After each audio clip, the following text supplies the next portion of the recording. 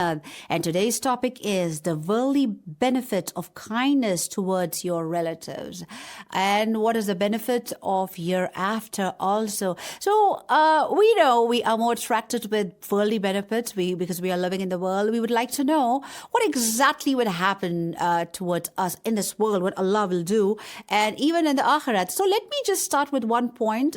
In the hereafter, definitely it's going to be like that we, the bridge of Sirat, we all know about the bridge of the Pul Sirat, the bridge that we have to pass in order to not fall in the hell pit. And when we pass that, we get a clear chit that, yes, I'm going to go to the heaven and enjoy the pleasures of Allah subhanahu wa ta'ala. If we have good ties with the relatives in this world, then we can easily pass this bridge. Wow, that's such a great news, We all know that we have many sins and we definitely don't understand what's going to be our hereafter. Allah is merciful, that's what we says. So let's talk about the worldly benefits of kindness to relatives. Numerous reports testifies that having a good relationship and kindness in the heart for relatives also has worldly benefits like increase in the lifespan, postponement of the death if we have a death assigned for us within 1 year, maybe because of corona. Most of the people are scared of corona, who's going to be affected, who's going to die. First thing you do, if you are not talking to your relatives, start your relationship with your relatives. Your life is going to increase, nothing is going to affect you. So increase in the number of descendants, that means a lot of, people who desires the descendants. Hazrat Imam Jafar alayhi salam related 3 traditions from the Holy Prophet in the court of Mansur, the Bani Abbas Khalif of that time. The first one, he said, a man who has only 3 years of life remaining performs an act of kindness to his relatives and Allah increases his life by 30 years, 30 healthy years, In the same way, a man has 30 years of life, but due to his breaking off of ties with his relatives, his remaining life is decreased to 3 years. That means he's just going to live for 3 more years. That's not cool. So then the Holy Prophet says, whatever Allah will, he erases, and whatever he wills, he write.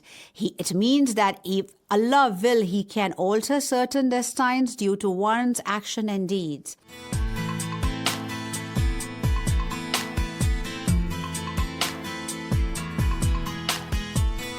We were given so many prizes. We changed the desert into oasis. We built buildings of different lengths and sizes, and we felt so very satisfied. We bought and couldn't stop buying. We gave charity to the poor cause we couldn't stand the crying. We thought we paid our dues, but in fact to ourselves we're just lying. Oh, I'm walking with my head lowered in shame for my place. I'm walking with my head lowered for my race. Yes, it's easy to blame everything on the West, when in fact our focus should be on ourselves. I'm walking with my head lowered in shame for my place. I'm walking with my head lowered for my race. Yes, it's easy to blame everything on the West, when in fact our focus should be on ourselves. Is it satisfied? Is Allah satisfied? Is Allah satisfied? Second one, fulfilling the rights of relatives and kin increases the lifespan even if the relatives is a sinner. Wow. Basically, we say that relatives are not good. They are maybe non-Muslim, or maybe they are Muslim, but they are not good people. They are sinners. They are doing very bad to me. I don't want to have a good relationship. Even in that case, Allah subhanahu wa ta'ala wants you to be in contact with your relatives. Now, the third one, if you show your kindness towards your relatives, is a cause for the easy accounting on one's deeds on the day of judgment and protects one from sudden death. Hazrat Imam Jafar as-Sadiq has told The time of your death has arrived many times, but Allah has postponed your death due to your kindness towards your relatives and good behavior towards them, because you have been kind towards them. So the Holy Prophet has says, I will command all the people of my nation, whether present or not, and those generations which are to come until the day of judgment, who are still in the loins of the fathers and wombs of the mothers, that they should be kind to the relatives and visit them, even if they live at a distance of a year journey, because of kindness to relatives is one of the command which is made an integral part of the faith. So Imam has even said the bridge of the day of judgment, the bridge passing over hell that everyone has to cross, will have one on each side of it, Sile Rahmi, that is the property, that is keeping a trust and having a ties with your relatives. One who performs the act of these things and maintain trust shall be able to cross this bridge easily and will reach the paradise very easily.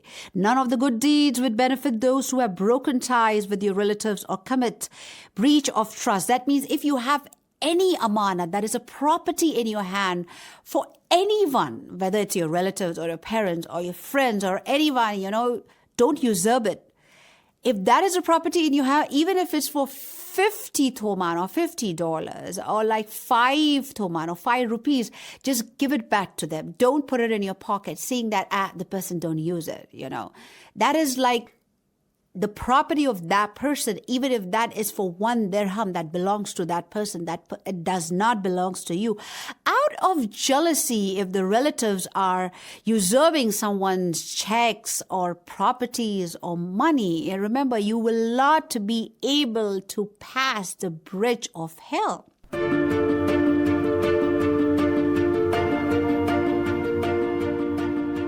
Please send any suggestion, any idea to our email, that is englishradio@irib.ir.